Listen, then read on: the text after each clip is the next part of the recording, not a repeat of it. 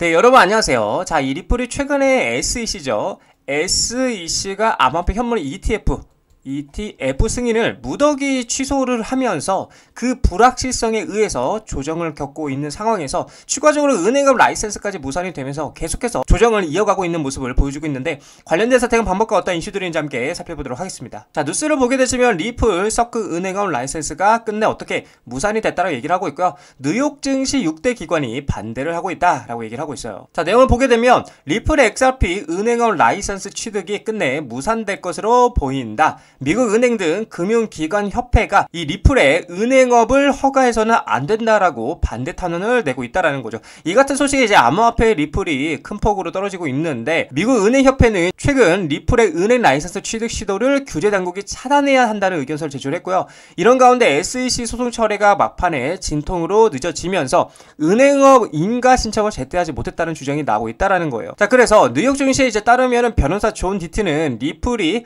은행 라이센스를 신청하고 암호화폐 기업 명단에 포함되지 않았다라고 얘기를 하고 있고요.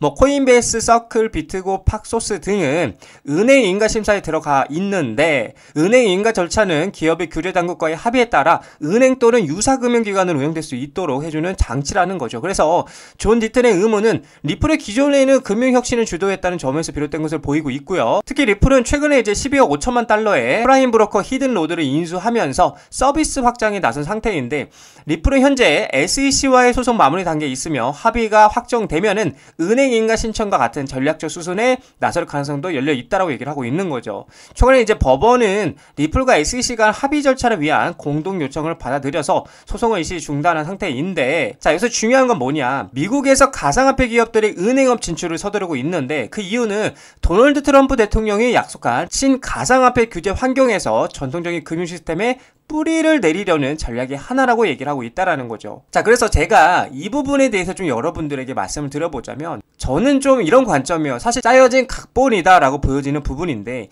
이미 여러분들 이 리플과 그리고 서클 그리고 블랙록이죠. 블랙록은 한 배를 탔다라고 제가 말씀을 드렸었는데, 이번 라이센스의 무산은 세력들이 재료와 모멘텀을 계속해서 어떻게 끌고 가려는 짜여진 각본이라는 관점이고요. 제가 이 ETF, 그쵸?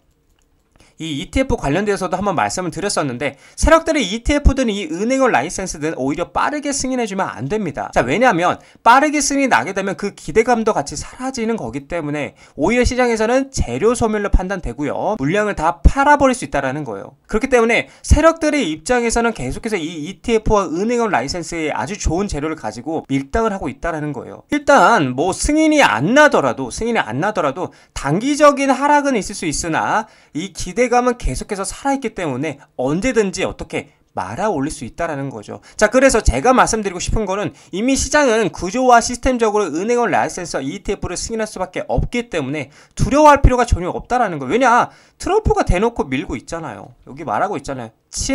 암호화폐 약속했대잖아요, 트럼프 대통령이. 그리고 중요한 거는 트럼프는 정치적인 이슈로도 그렇고요, 미국 부채, 이거 아주 중요합니다. 이 미국 부채 스테이블 코인으로 해결해야 되기 때문에 지금의 가상화폐 선택은 선택이 아닌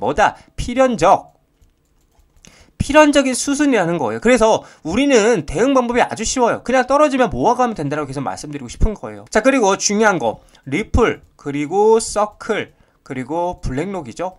이 거대 기업들의 연관성에 대해서도 좀 여러분들께 말씀을 드려보자면, 이제 리플의 히든노드 인수라고 볼 수가 있는데, 히든노드는 이미 블랙록 토크나 펀드 생태계에 참여하면서 기관 투자자들에게 전통 자산과 그리고 디지털 자산 간의 가교, 그쵸? 이 가교 역할을 해왔어요. 근데 이 리플이 히든노드를 인수함으로써 블랙록의 인프라와 이제는 연결되어 있던 히든노드의 기관 네트워크가 이제 리플의 직접적인 영향권 아래에 놓이게 되었다라는 겁니다. 자, 그리고 또 중요한 건 뭐냐? 서클 인터넷 그룹의 IPO에서 이제 블랙록은 10%의 주식을 매입한 상태이기 때문에 현재 이제 이러한 이 리플, 그리고 블랙록, 서클, 그쵸?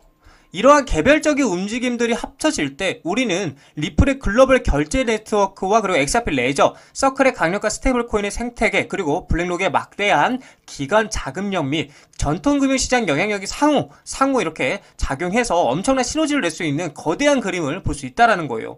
규제 불확실성이 이제 해소가 되고 기관 투자자들의 관심이 커지는 이 현 상황에서 이 세 기업의 관계는 암호화폐가 전통 금융 시스템에 더욱 깊숙이 통합되는 중요한 흐름을 보여주는 뭐가 된다? 지표. 이 지표가 될 것이라 라는 겁니다. 자, 그래서 리플서클 블랙록의 이 연관성은 단순히 독립적인 사건이 아니라 디지털 자산이 미래 금융의 핵심 인프라가 되는 과정에서 나타나는 아주 복잡하고도 전략적인 움직임을 반영하고 있고요. 앞으로 이들의 협력이 이 스테이블코인 시장에서 엄청난 변화를 줄 수 있다는 거고, 이렇게 되면 당연히 이 리플, 그쵸?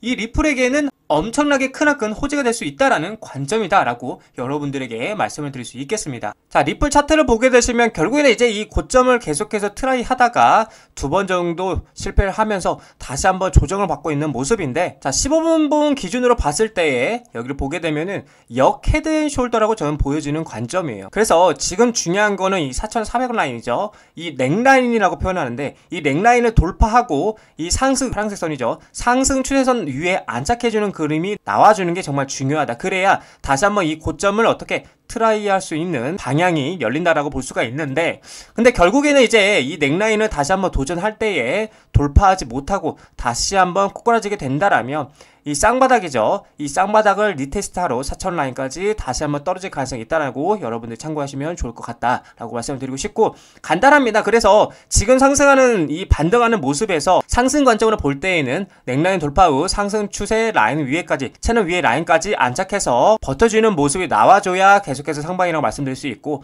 하지만은 다시 한번 리테스트 했을 때에 돌파하지 못하고 꼬꾸라지게 된다라면 다시 4,000원짜리까지 리테스트하러 떨어질 가능성이 있다라고 여러분들이 참고해 주시면 좋을 것 같습니다.